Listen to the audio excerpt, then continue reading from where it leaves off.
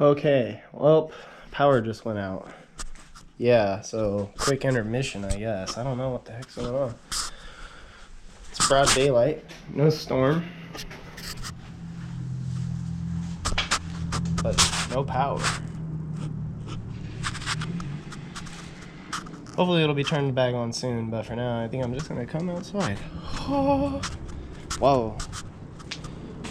Alright. Thank goodness. Power's back on. So, we're good now. I'll get back to work. It's pretty stripped down though now, honestly. Not a whole lot to take off, but still a few more things. I left before the light cut out, trying to take this engine mount bracket off, and that was the last thing. This side's done, except for the oil filter. But I'm gonna keep that on there for now until it's time to just do that on its own. Get that gasket replaced. I don't want to open it up too much. I want to keep it at least somewhat enclosed for a while. Once I get the last little bit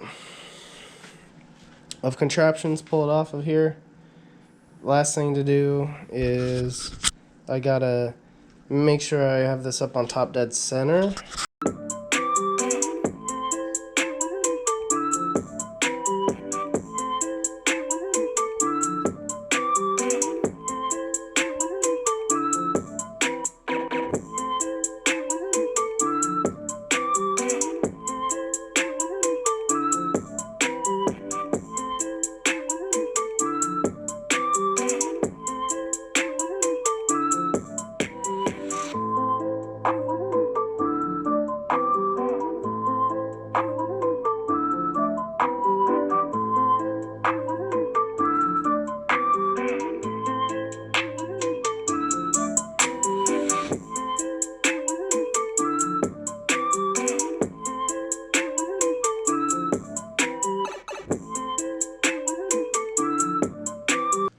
Okay, I got everything stripped off the block, so now it's literally just like the bare long block. Everything still attached, head still attached, pan still attached. Next operation of attack is going to be top dead center. I'm trying to find like something that tells me, I don't know, this is like the only thing. Pretty sure if that's up here, then maybe it's top dead center. I don't know for sure. Nothing on the internet's really telling me, so I'm probably gonna have to do it the old-fashioned way. Stick a screwdriver in here and then just wait until I feel it at top dead center. I think all the timing marks are behind here and in the inner casing for the actual timing chain, but I would really like to get it top dead center before, or at least close to top dead center, hopefully top dead center, before I take this whole front end apart. I would just like to do that for safety of the motor and for ease of putting it back together. So, wish me luck. I've timed a lot of 4-bangers and other cars, but I've never timed a old 90s Mercedes-Benz, so wish me luck. And dang, she looking clean. That black really, I'm glad, you know. I mean, some people might not like the, you know, not matching paint in the inside, but honestly, if I do ever repaint it, I'll probably repaint it some kind of a black or something, so it kind of makes sense. Okay, one more step, I think, before I top dead center this sucker. I'm gonna go ahead and pull these plugs out, and then we'll top dead center it. But I'm gonna get the vacuum in there. Kind of looks a little dirty in there. I think I'm gonna vacuum them out real quick. Okay, I just vacuumed these out. I don't see any more debris in there. I think the spark plugs are good to go. I'm going to go ahead and pull them out. And then we can examine them and see how it's been running. I'm going to guess that probably okay, because up until the point where the fuel pump went out, it was running okay. These things don't really tend to break, so. But alright, I'm going to go ahead and just start doing shit. I talk too much sometimes.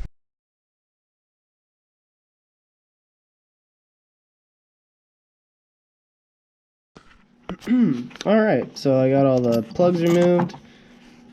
As you can see, get the light on there. Some of them are running halfway decent. I don't really know how old they were. I know I've changed them in there before, so. But you can tell at the same time that they're definitely getting a little oil blow by on there. Some shit. This one is the worst. That one wasn't running very good.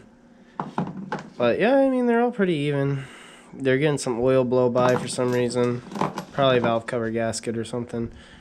But they're not terrible. Definitely have seen worse spark plugs. So, for whatever that's worth, I'm going to go ahead and get this thing top dead center now, and then I'll get back to you when I know exactly when that is. Alright. Alright, I think I got this figured out. So, screwdriver in, right? But I was careful. I felt around, you know, I didn't just crank it with that in there. I don't like how it's sideways, but different engineering. So I'm going to pull this out, though, and I'll show you how I was doing it. So we're going to just go ahead and just go back to where it was, basically, which is something like that's where that was. And I figured, okay, so this has to be probably roughly centered in that. So this little knob right here, I figured it had to be somewhat centered in that. But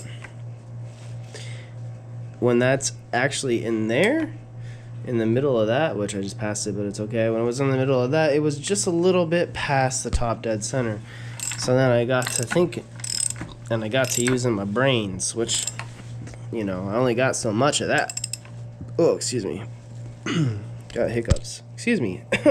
Only got so many brains, you know. But then I was looking at the markings, and these are degree markings. But wouldn't you know? Look what they got right there. You see that? It's a T for top dead center. And then they got this little tooth. So then when I got it perfectly lined up, which I think is pretty close. I'll probably go ahead and do this one more time. But when I got perfectly lined up, well, the screwdriver only went in that much. So that means it's hitting the cylinder. And then if you go right here, look at that. All the way in there. Lots of play. So you can always use the screwdriver carefully. Try and figure out where the top dead center is manually. Cylinder 1 is always going to be closest towards the front of the engine. So 1, 2, 3, 4, 5, 6. So yeah, anyways, you can always use the screwdriver trick to help you out if you need to, which I needed to. And I got this basically top dead center now. I'm going to go ahead and do another full turnover. Make sure I'm really on that TDC line. And then I'm going to start disassembling things. Because that should mean that everything should be lined up top dead center. Hopefully. Fingers crossed. Alright, I got all the valve cover screws out. Valve cover should come off. Double check, make sure I didn't miss any. Nope. Just a couple of these, I think.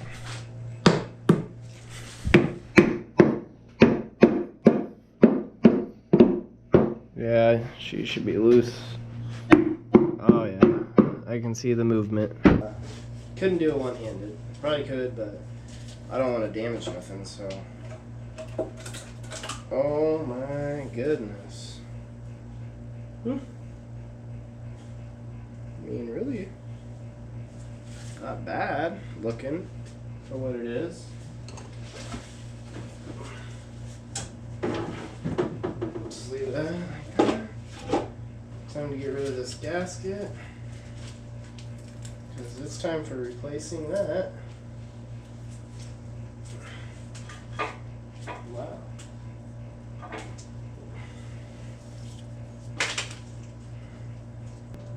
Luckily, I don't think I have to remove the cam to get to all the head bolts, because they're all here. So that's nice. Looks like there's some kind of a star bit. And I don't think I have any of those, so I'll have to buy some. So I think that's a wrap for disassembling the head for now. I'm going to flip this upside down, let the nasty oil and all this shit just go ahead and move my stool. Just let all that just go ahead, and this is fucking garbage. God damn. Pick up the garage one day, it's a pigsty the next. Yeah, I'm gonna let this go ahead and just flow like Niagara Falls, man. All right. Here's an angle of it. Right there. That'll show you. Oh man. There's something going on. This thing got wedged pretty good. I'm not sure how. There we go. Alright. Whoa. Whoa. Oh. Oh god. This is making a huge mess.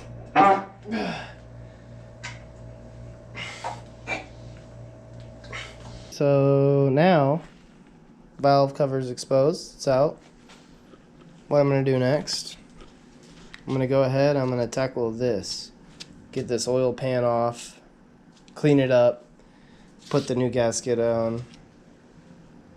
And also, well, first, before I put the new gasket on, just take it off and make sure that because I don't know when I take all this rest of this front stuff off if I'm going to need to, what am I trying to say here? I do not know if I'll need to have this off for the timing chain or not and all that anyways. So I'm just taking the oil pan off and the valve cover off for now. Alright, pan's off. Ooh, she's pick her up this way. There we go.